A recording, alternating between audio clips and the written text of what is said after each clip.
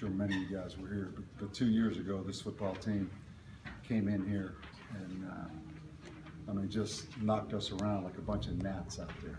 If any of you remember that game, I mean, it was just a complete physical mismatch.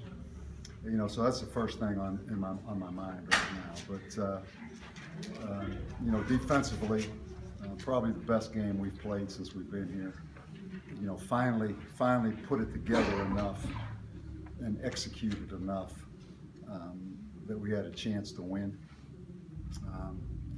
You know, screen pass hurt us the third play of the game or whatever it was on the first third down. They caught a screen for 63 yards.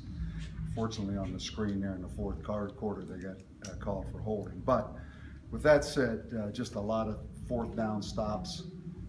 They had field position most of the game. It felt like we were constantly on our end of the field. But it was just good to see the execution of the defense give us a chance. And, you know, they really didn't have any long runs, which I think was the difference in the game because we controlled their running game. So it was good. You know, defensive staff has worked extremely hard. Those players have worked extremely hard. You know, we thought we made progress, as you've heard me say. So finally we put it together and executed. Offensively, struggled. You know, we had a hard time. I thought Terrion Gibson ran really hard.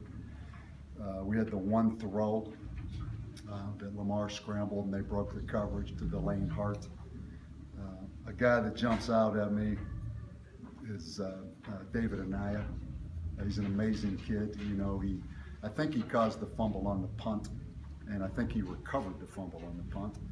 And then when Carlos fumbled the kickoff there late, which could have been a disaster, Davie comes in there and recovers that fumble. So, you know, a remarkable kid. Again, the football god smiled on us at the end. You know, he missed the field goal.